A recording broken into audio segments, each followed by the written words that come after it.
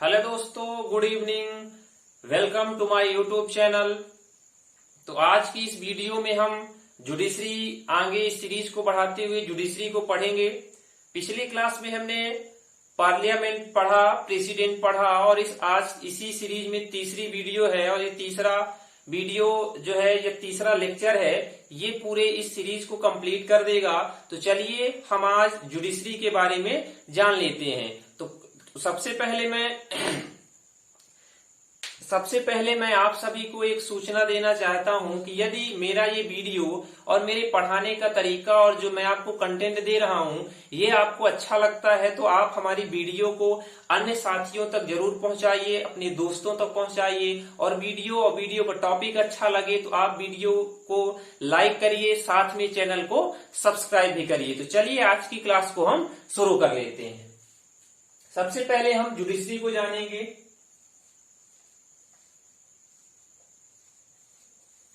Judiciary यानी कि न्यायपालिका को। न्यायपालिका है क्या? ये हमारे भारत शासन के अंग में तीसरा और सबसे महत्वपूर्ण अंग गिना जाता है।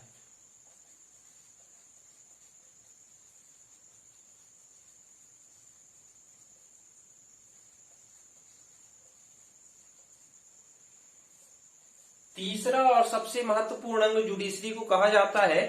अब इस जुडिशरी में किन किन टॉपिकों को हमें पढ़ने को मिलेगा, तो सबसे पहले जुडिशरी में हम बात करें तो सुप्रीम कोर्ट को पढ़ते हैं, जो नेशनल लेवल पर या सेंट्रल स्तर पर इसे हम जानते हैं। दूसरे नंबर पर ये स्टेट लेवल पर हाई कोर्ट आती है और जो तीसरी इनकी श्रेणी आती है वो डिस्ट्रिक्ट मजिस्ट्रेट आती है, जो लगभग सभी डिस्ट्रिक्टों में मौजूद होती है। तो चलिए आज की इस वीडियो में हम सुप्रीम कोर्ट को ही डिस्कस करेंगे। तो चलिए हम लिख लेते हैं अपने टॉपिक को।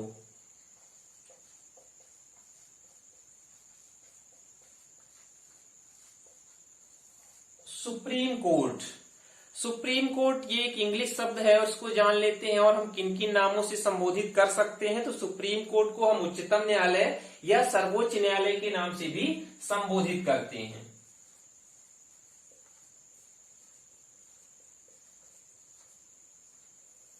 उच्चतम न्यायालय या सुप्रीम कोर्ट, इन दो नामों से हम इसे और संबोधित करते हैं। अब हमें ये जान लेना सबसे जरूरी है कि सबसे पहले सुप्रीम कोर्ट की स्थापना हुई कहाँ थी। तो इतना हमको याद रखना है कि सबसे पहले सुप्रीम कोर्ट की स्थापना मैं यहाँ लिख देता हूँ 1774 में। कहाँ हुई थी? कोलकाता वर्तमान का और पुराना जिसे हम कलकत्ता कहते थे। 1774 में जो अंग्रेजी शासन काल के दौरान 1773 में सबसे पहले रेगुलेटिंग एक्ट आया हुआ था, इस एक्ट के परिणाम स्वरूप 1774 में कोलकाता में सबसे पहले सुप्रीम कोर्ट की स्थापना की जाती है। अब सुप्रीम कोर्ट की स्थापना 1774 में तो सबसे पहली बार की गई, लेकिन बात करें स्वतंत्रता के बाद देश के अंदर सुप्रीम कोर्ट कब सबसे पहले स्थापित की जाती है, तो उसकी भी हम डेट लिख लेते हैं यहाँ पे। सब जैसे ही देश हमारा स्वतंत्र हुआ या आजाद हुआ वैसे ही सुप्रीम कोर्ट की स्थापना भी कर दी जाती है। तो यहाँ पे आता है 26 जनवरी 1950, यानी कि संविधान लागू होने से ही, यानी कि जस्ट उसके बाद से ही सुप्रीम कोर्ट की स्थापना हो जाती है। इसकी हम पहली बैठक की बात करें, पहली बैठक कब हुई थी, तो ये भी याद रखने वाली एक बात है कि 28 जनवरी 1950 को, जनवरी 1950 को सबसे पहली बार देश की जो सुप्रीम कोर्ट है उसकी बैठक ली गई थी। अब ये आर्टिकल नंबर है कितने में सुप्रीम कोर्ट, तो 127 से लेकर के 147 तक सुप्रीम कोर्ट की जो है आर्टिकल का प्रावधान किया गया। सॉरी 127 नहीं, 124 यहाँ पे है। 124 से लेकर के 147 तक जो आर्टिकल है में सुप्रीम कोर्ट का प्रावधान किया गया है। अब इसमें ये देख लेते हैं कि इसका मुख्यालय कहाँ है। सुप्रीम कोर्ट का मुख्यालय कहाँ है? तो मुख्यालय सबको मालूम है, तिलक मार्ग, न्यू दिल्ली।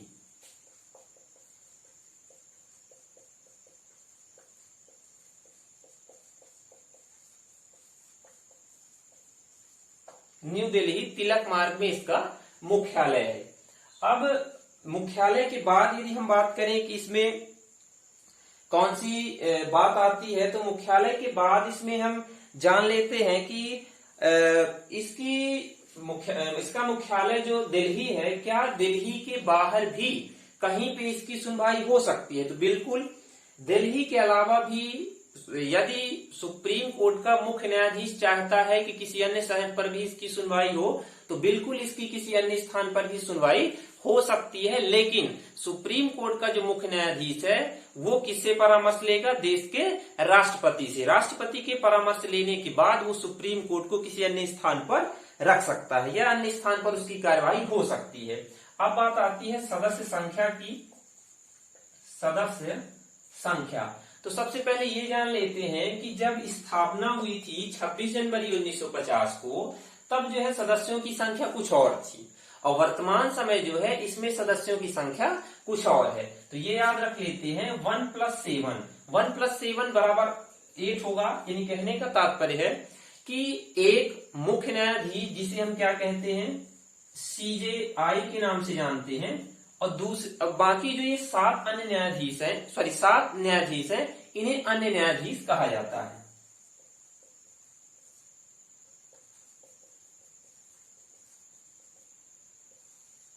अन्य न्यायाधीश, यानी कि कुल मिलाकर के 8 न्यायाधीशों की व्यवस्था थी। लेकिन होता क्या है, स्थापना के बाद से जैसे जैसे आवश्यकता महसूस हुई कि न्यायालय में न्यायाधीशों की संख्या बढ़ाई जाए, समय समय पर इनकी संख्या बढ़ती चली गई, और वर्तमान जो समय है 2019 का, 2019 में इनकी संख्या बढ़ा करके 34 कर दी जाती है। यानी कि 1 + 33, मतलब समझ गए होंगे, एक CJI होगा और 33 अन्य न्यायाधीश इसमें रखे गए हैं। बराबर की बात करें तो इसमें 34 न्यायाधीश सुप्रीम कोर्ट में वर्तमान में हैं। अब हम सदस्यों की योग्यता की यदि बात करते हैं कि सदस्यों की योग्यता क्या है, तो वो भी जान लेते हैं। सदस्यों की योग्यता नहीं, न्यायाधीशों की योग्यता, ऐसा लिखते हैं। न्यायाधीशों की योग्यता, इनमें 3 सबसे महत्वपूर्ण योग्यताएं आती हैं। उनमें सबसे पहले हम जो बात करें कि कौन सी योग्यता है, तो कोई भी व्यक्ति 10 वर्ष तक, 10 वर्ष तक हाई कोर्ट में क्या रहा हो, वकील रहा हो, मतलब वकालत किया हो, वकालत किया हो। या बात करें क्या रहा हो, मान लो वकील नहीं रहा हो तो 5 वर्ष तक वो क्या रहा हो, हाई कोर्ट में ही न्यायाधीश के पद में रहा हो। न्यायाधीश 5 वर्ष तक वो न्यायाधीश के पद पर रहा हो। ऐसा व्यक्ति जो है क्या बन सकता है, सुप्रीम कोर्ट का न्यायाधीश बन सकता है। और दूसरी योग्यता की हम बात करें कि वह भारत का नागरिक हो। जनरल सा है, सभी लगभग पदों पर ये योग्यता होती है। जैसे हमने पिछले क्लास में पढ़ा था कि जो लोकसभा है, राज्यसभा है, इनमें भी सबसे पहली योग्यता जो सदस्यों की आती है वो यही आती है कि वह भारत का नागरिक हो, वह भारत का नागरिक हो, है। ये भारत का नागरिक हो, ये दूसरी उसकी योग्यता है। एक तीसरी योग्यता और आती है कि राष्ट्रपति की दृष्टि में विधिवेत्ता हो। कहने का तात्पर्य है कि राष्ट्रपति की नजर में वो व्यक्ति कानून का अच्छा जानकार हो।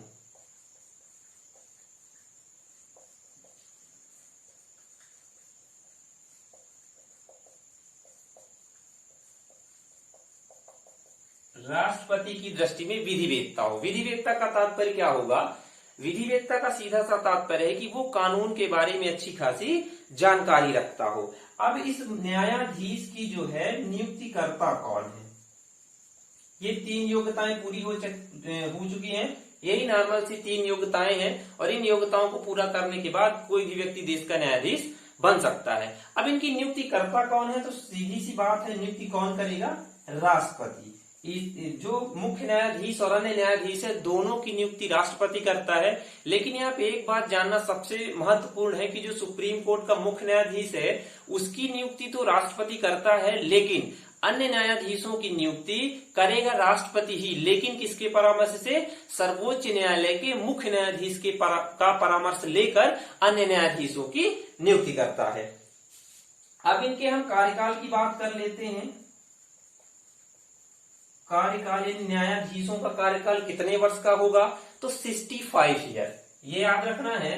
65 ईयर मतलब 65 माने कि 65 वर्ष का जो समय है ये इनके रिटायरमेंट का समय रखा गया है। अधिकतम उम्र का प्रावधान है 65 ईयर, लेकिन इतनी बात याद रखिएगा कि न्यूनतम उम्र का कोई इसमें प्रावधान नहीं है कि कितनी वर्ष न्यूनतम उम्र हो तो व्यक्ति न्यायाधीश बन सकता है, लेकिन रिटायरमेंट या अधिकतम उम्र का प्रावधान है 65 वर्ष तक का। तो न्यूनतम उम्र का प्रावधान क्यों नहीं है वो यहाँ पे समझ लीजिए। योग्यता में हम देखते हैं कि 10 वर्ष तक वो वकील रहा हो या 5 वर्ष तक न्यायाधीश रहा हो, और क्या है राष्ट्रपति की दृष्टि में विधि वेत्ता हो। जो वकील होगा कोई हाई कोर्ट में या न्यायाधीश होगा तो वो लंबा समय जो है इसमें कानून व्यवस्था संभालने में या कानून विभाग में लंबे समय गुजारने के बाद वो ये पद प्राप्त करेगा, तो जाहिर सी बात है उसकी उम्र 50-60 के करीब वैसे ही पहुंच जाएगी। ठीक है, इसलिए इसमें न्यूनतम उम्र का कोई प्रावधान नहीं है। रिटायरमेंट की उम्र जो 65 ईयर है उसका प्रावधान रखा गया है। अब हम बात कर लेते हैं किसकी, कि पद से इनको हटाया कैसे जा सकता है।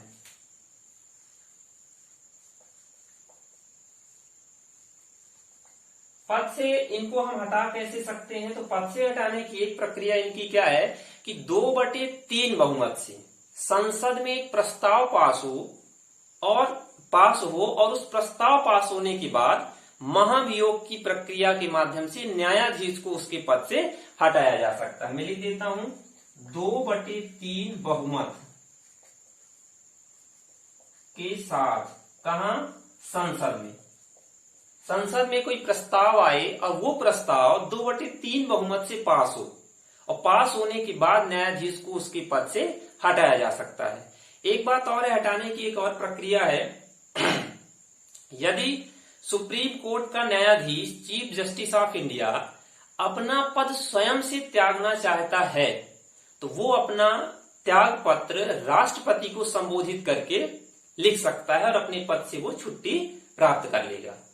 तो ये आज की क्लास में हमने सुप्रीम कोर्ट से संबंधित या जुडिशरी से संबंधित जितने भी महत्वपूर्ण बिंदु थे उन बिंदुओं को हमने क्लियर किया है और अच्छे से समझा है। हमें ऐसी आशा है या उम्मीद है कि आप सबको ये क्लास अच्छा लगा होगा, आज का टॉपिक भी अच्छा लगा होगा। यदि आप और इसी से संबंधित कोई जानकारी जानना चाहते हैं, इच्छुक हैं, तो आप वीडियो के कमेंट बॉक्स में जरूर कमेंट करिए और बताइए। जो भी आपको प्रश्न में डाउट हो तो उन कमेंट का मैं रिप्लाई भी करूंगा और आपकी समस्या का समाधान भी होगा। तो चलिए, आज की क्लास में हमने सुप्रीम कोर्ट के बारे में जाना और इतना ही हम वीडियो आज बनाएंगे, बहुत लंबा वीडियो नहीं होगा। ठीक है, तब तक के लिए धन्यवाद, थैंक यू।